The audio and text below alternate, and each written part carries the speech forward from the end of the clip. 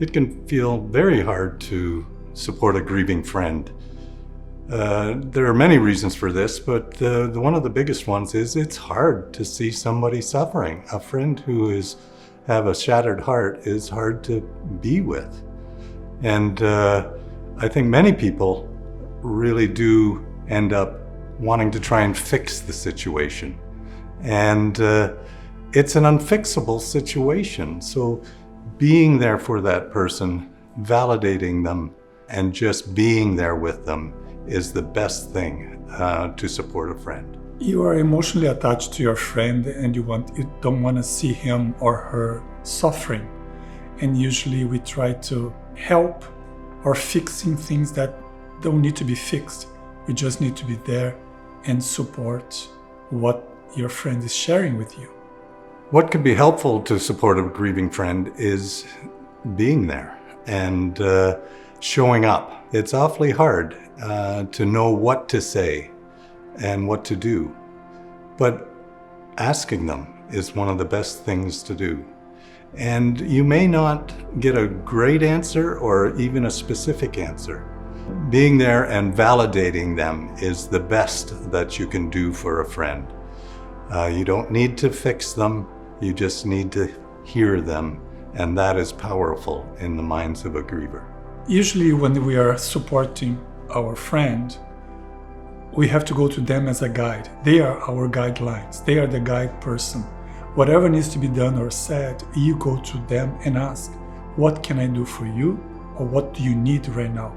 I'm here to provide you support in any capacity I have. And if I don't, I'm going to ask you, how can I help you? Many people are afraid to say the wrong things when supporting a grieving friend.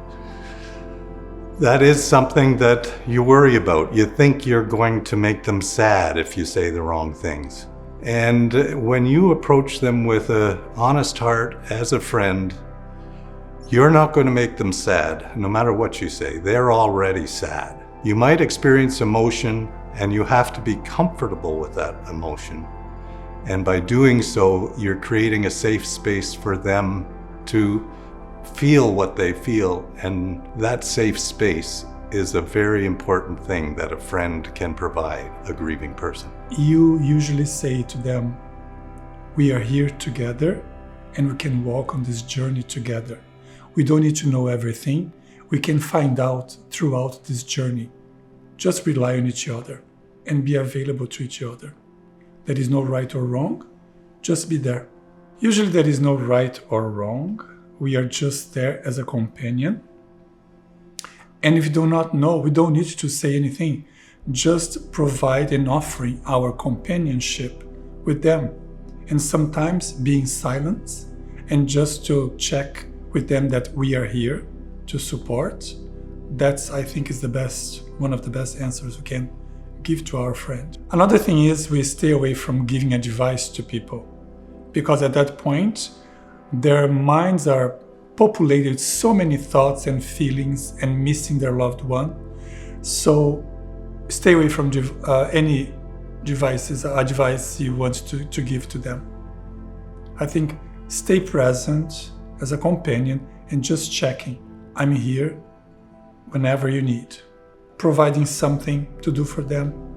In my experience, when we're supporting a grieving friend, some of the things you might want to avoid saying to them are things like, they're in a better place, or God needed another angel, or at least their suffering is over. I think it's best to avoid any sentence that starts with the phrase, at least, because that diminishes the validity of the person's pain. And some of the things that you might avoid saying are, things will get better in time, or this won't last forever. It's often something that people do in the heart of service to say, call me if you need anything. But truthfully, tasking a grieving person with more work to do isn't very helpful. What would be more helpful would be to say, I'm going to show up next week with lasagna, or how about I walk your dog? Instead of just saying that blanket, ambiguous comment of call me if you need something. A lot of times grieving people don't know what they need. There are some things that you should try to stay away from. And there's a couple. Any sentence that starts with at least you had them for 28 years. At least they're in a better place. At least diminishes their suffering. So try to avoid that phrase. And me personally, when I was grieving the loss of my wife, when somebody told me it's time to move on, I had to bite my tongue and avoid punching them. That is something that does not land well with a grieving heart. There's no timeline for grief. It's their grief, and you allow them their space and their time, and just be there and validate. And at some point, you will be able to provide them with hope. But those are two phrases that I think you should stay away from. There are common phrases we have to stay away from. It's not helpful for our loved ones. For example, your loved one is in a better place. It gets better anytime. Those things are very more harmful than helping for the person. So, as I said before, ask them, what can I do for you? And let them guide you through this journey. And lastly, avoid comments like call me when you need, because we are imposing another task to the griever when they cannot make those decisions or be overwhelmed with another task to be looking or keep in track. And this is not things we do for the person.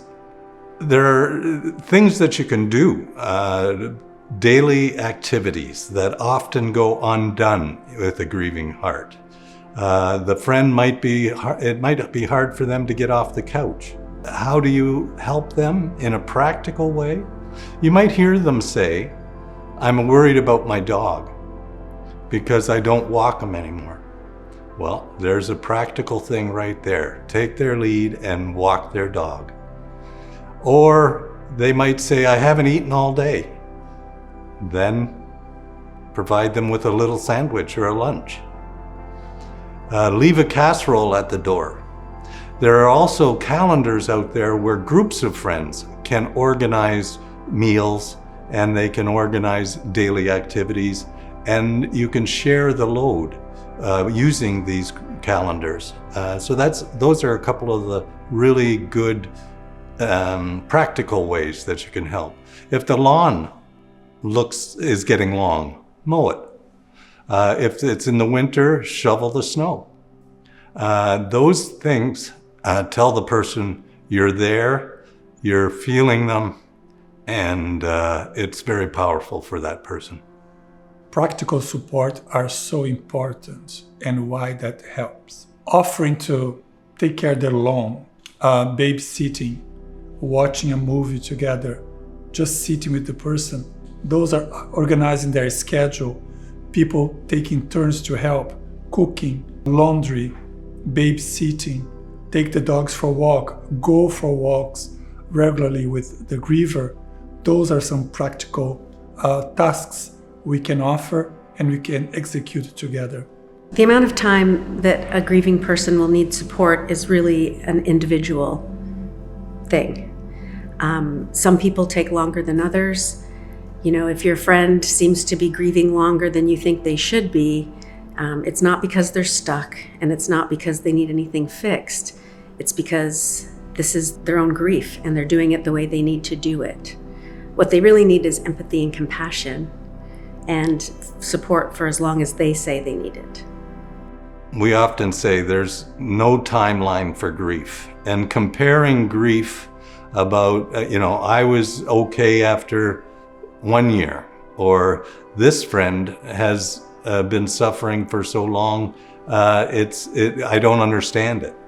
There is no timeline for grief, only their timeline. And respect that, and they'll understand how they get through it. It's their journey. You're there to walk beside them, not to lead them. With you beside them, they will come up with a new and different life. It'll never be the same. but with a new and different life, you can be there beside them. There is no expiring date for grieving. Everybody is unique in their own way of grieving their loved ones. So expectations or set up time for that to finish, we are setting up the person for a failing because there is no expiring. We go along with this particular grieving process and we expected everything to be happening the way it is and just be there supporting the griever the entire time.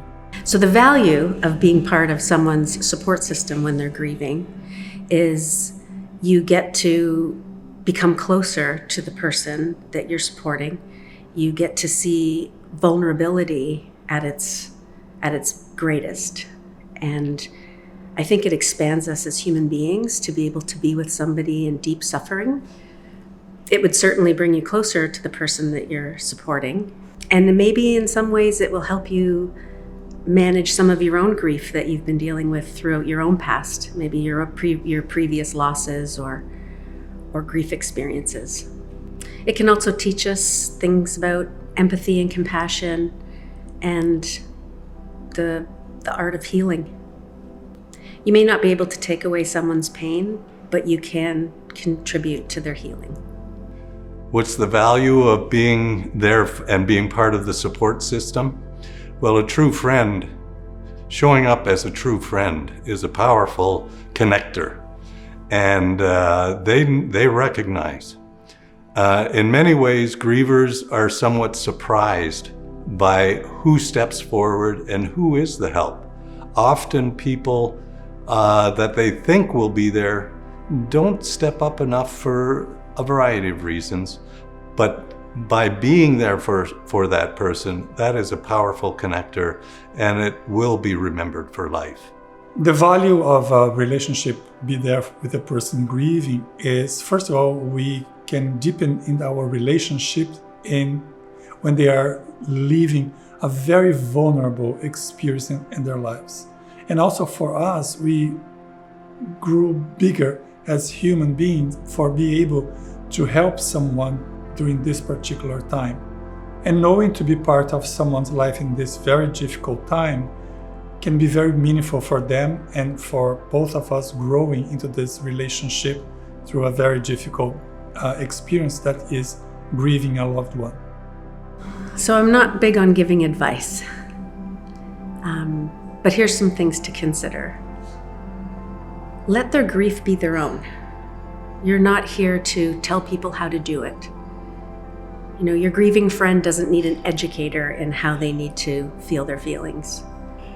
And although it's really difficult to watch someone you care about suffer, what they really need to know is that you're there through their suffering and that you won't shy away when it gets ugly. Some other things that you might want to consider is to remember the special dates, the anniversaries, the birthdays, Christmas, holidays that they might celebrate, that they'll really be missing their person during those times. And so remembering to text or call would be super meaningful. I want to be very clear. You will never make this person more sad by talking about the person that died. They haven't forgotten that they're sad, and they haven't forgotten that their person died. But being able to talk to them about the person that they love, that they miss so intensely, is a gift for them to hear stories about their person, to talk about their person, because as time goes on, people stop talking about their person and they move on with their lives. And the griever is kind of left in limbo. So if you can talk about their person as much as possible, you've got no worries about making them feel more sad. It's hard to say how to give advice to a friend that you know better than anybody else. But I think what I've learned, and in my personal experience, in the beginning, I was trying to make people happy. I was trying to fix things and rush things, and that was not helpful for people. If there's anything that I think I've learned and is helpful for people supporting a grieving heart is, your job is not to make them feel happy. Your job is to make them feel heard. And with that, validation and support, they will go get through their grief and move to the other side in a new and different life.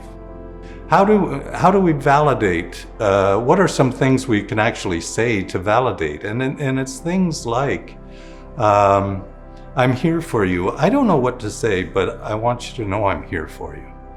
And I can hear the pain in your voice. I can see it in your crying. That's okay. It's only natural. Those types of phrases, and not trying to fix it, but just acknowledging what you're seeing and feeling from them, is showing them that you're there for them and you're hearing what they're feeling.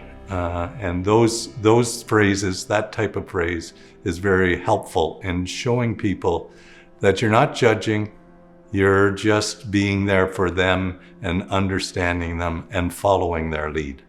So when we are supporting someone grieving, there is no wrong by doing things. If they want to cry, they can cry. It's expected to cry. They can be themselves. They can express emotions because that's where they are. They are grieving and they do not know. They try to find meaning within this new situation. And there is nothing to be fixed because there is nothing to be fixed. It's just a life experience, and they need to be raw, needs to be surfaced, it needs to be lived the way it is, without correcting or expecting to be put in a shelf unit and needs to be so limited with their responses. No, whatever is coming out, we embracing and supporting the griever.